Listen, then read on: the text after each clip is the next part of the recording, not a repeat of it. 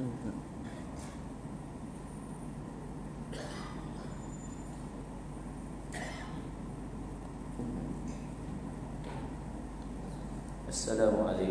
warahmatullahi wabarakatuh. Bismillahirrahmanirrahim. Alhamdulillahil qail, a'udzu billahi minasyaitonir rajim. Utlu ma uhiya ilayka minal kitabi wa aqimis shalah. Innas salata tanha 'anil fahsya'i wal munkar wa la dzikrullahi akbar. Wallahu ya'lamu ma tasna'un. Wassalatu wassalamu ala man qala man qara'a harfan min kitabillah falahu hasanah wal hasanatu bi'ashri amsalha. La aqulu alif lam mim harfun walakin alifun harfun wa lamun harfun wa mimun harfun. Salatan wa salaman ala rasulina al-amin Sayyidina wa maulana Muhammad wa ala alihi wa ashabihi ajma'in. Rabbi shrah li sadri wa yassir li amri wahlul 'uqdatam min lisani yafqahu qawli. Subhanaka la 'ilma lana illa ma 'allamtana innaka antal 'alimul hakim. Allahumma ij'alna minal ladzina yastami'una al-qawla fayattabi'una ahsana. Astaghfirullahal azim, innallaha ghafurur rahim. Wala haula wala quwwata illa billahil aliyyil azim. Amma ba'd. Muslimin hadirin yang dirahmati Allah, alhamdulillah kita merafakkan kesyukuran kepada Allah Subhanahu wa taala kerana pada malam ini Allah Subhanahu wa taala masih lagi kurniakan kepada kita nikmat yang memungkinkan kita hadir ke masjid. Pastinya nikmat sihat dan lapang, as-sihhatu wal faragh, yang mana dua nikmat itu yang disebutkan dalam hadis Nabi sallallahu alaihi wasallam sering dilupakan oleh ramai dalam kalangan manusia. Kerana dia sihat dan lapang, maka dia dia tidak dapat memperbanyakkan amal soleh. Sepatutnya masa sihat dan lapang inilah dapat kita perbanyakkan amal soleh, kerana ketika sakit dan ketika masa tidak lapang makin menyusahkan kita untuk memperbanyakkan amal soleh. Muslimin hadirin yang dirahmati Allah, kita akan menyambung bacaan talaki ayat suci Al-Quran Al-Karim, iaitu pada muka surat yang ke-142. Dan kita masuk juzuk yang ke-8. Ini muka surat pertama dari juzuk yang ke-8, iaitu ayat yang ke-111 hingga 118. Baik, jadi kita mulakan dengan ummul kitab, Al-Fatihah. A'udzu billahi minasy syaithanir rajim. Bismillahirrahmanirrahim. Alhamdulillahi rabbil alamin. Ar-Rahmanir Rahim. Maliki yaumiddin. Iyyaka na'budu wa iyyaka nasta'in. Ihdinas siratal mustaqim. Siratal ladzina an'amta 'alaihim ghairil maghdubi 'alaihim waladdallin.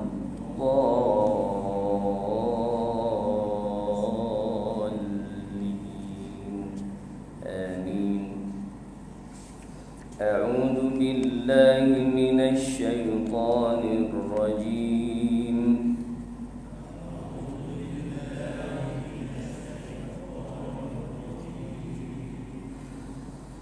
Walau annana nazzalna ilaihimul malaikata wa kallamahumul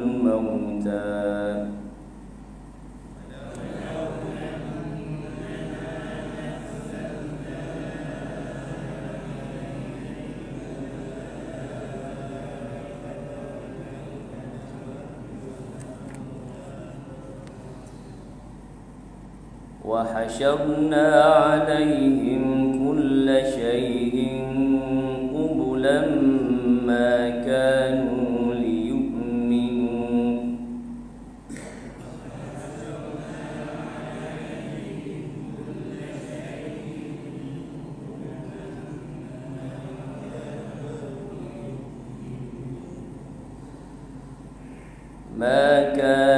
ليؤمنوا إلا أن يشاء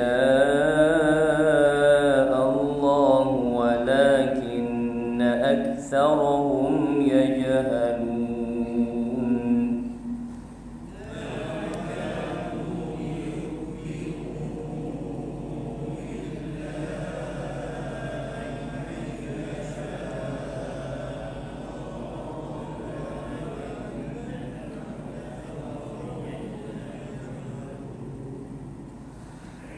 وكذلك جعلنا لكل نبي عدوا شياطين الإنس والجن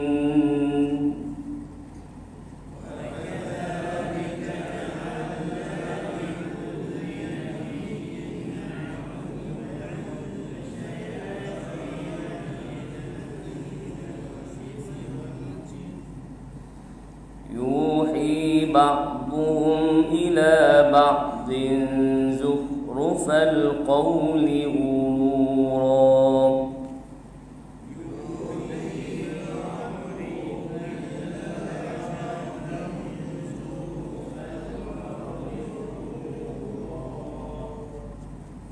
ولو شاء ربك ما فعلوه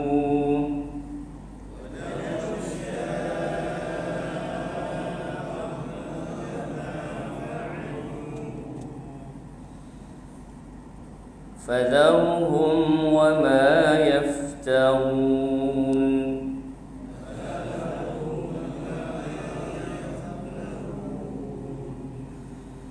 ولتصغى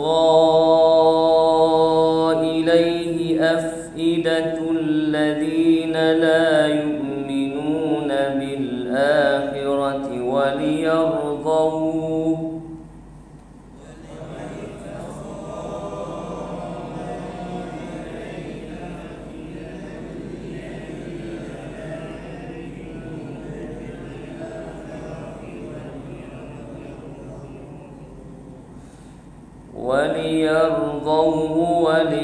وليقترفوا ما هم مقترفون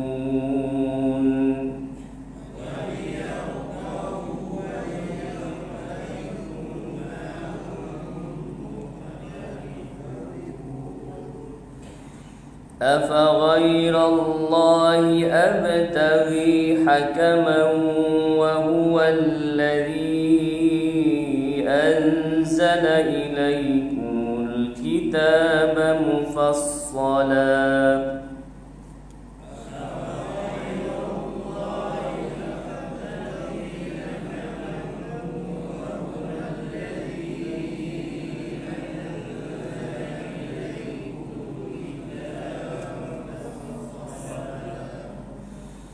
والذين آتيناهم الكتاب يعلمون أنه منزل من ربك بالحق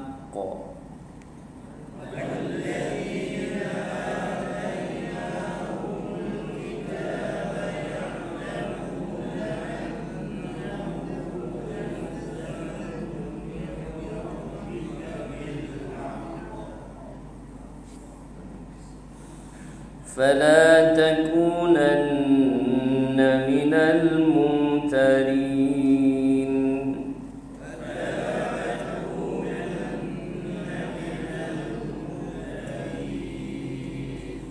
وتمت كلمة ربك صدقا وعدلا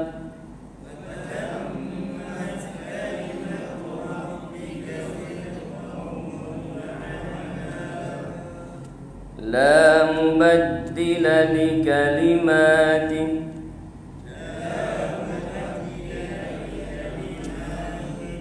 وهو السميع العليم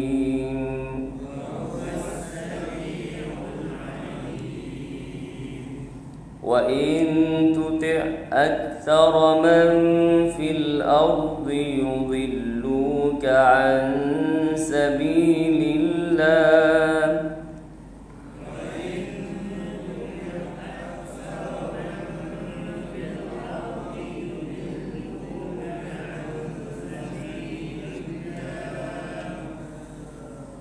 إن يتبعون إلا الظن وإن هم إلا يخرصون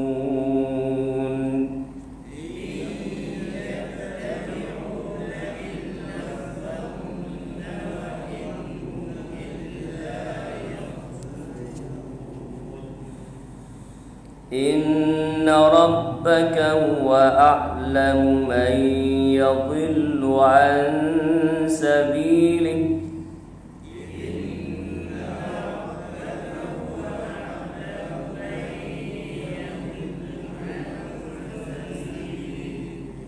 وهو أعلم بالمهتدين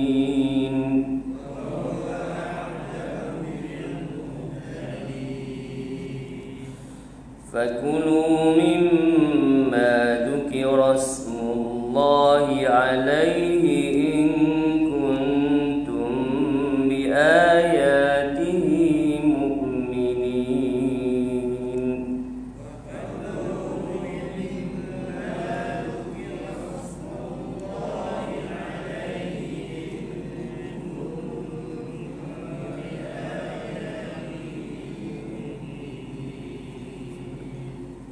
Sadaqallahul azim. Alhamdulillah, telah pun kita membaca dari ayat 111 hingga 118 surah Al-An'am. Jadi seperti biasa kita akan melihat kepada tafsir atau kefahaman ayat yang kita baca, tapi kita tak dapatlah semuka. Dan sebelum itu seperti biasa juga, kerana ada beberapa soalan, jadi kita jawab dulu beberapa soalan tu. Kalau kita habis jawab beberapa soalan tu, baru kita masuk tafsir. Tapi rasa tak masuk tafsir. Saya soalan tu, beberapa soalan tu makan masa 15 minit masih isyak. Baik, jadi kita nak jawab beberapa soalan yang minggu lepas tu ditanya dah, minggu lepas cuma tak ada. Jadi itulah berkaitan dengan pergerakan dalam solat itulah. Pergerakan makmum mengikut imam. Bagaimana cara makmum mengikut imam bergerak tu? Takbiratul intiqalah, setiap kali berubah rukun ni, yang berubah fi'li, rukun fi'li bergerak ni. Berubah fi'li tu. Daripada qiyam turun ke rukuk, itulah sampailah Allahumma salli ala sayyidina Muhammad salam. Baik. Jadi dia punya kaedah dia adalah setelah mana imam selesai melafazkan setiap kali takbiratul intiqalah tu, walaupun panjang sikit, Allahu akbar. Jadi Allahu akbar, habis Allahu akbar tu baru bergerak. Allahu akbar pergi daripada qiyam rukuk tu tak panjanglah, takkan jadi panjang pasal dia bagi. Ni satu lagi, bagaimana kita melafazkan takbiratul intiqalah tu, Allahu akbar, semuanya Allahu akbar lah, melainkan sami Allahu liman hamidah. Bagaimana panjang dia tu, pendek ke panjang tu. Dalam melafazkan Allahu akbar ni, dia punya cara panjang dia melihat kepada pergerakan kita tu. Kerana dia disebutkan kesempurnaan ataupun nak sebut kecantikan tu dalam sembahyang ni, iaitu dalam lafaz ni, setiap kali bergerak ni duduk lafaz membesarkan Allah.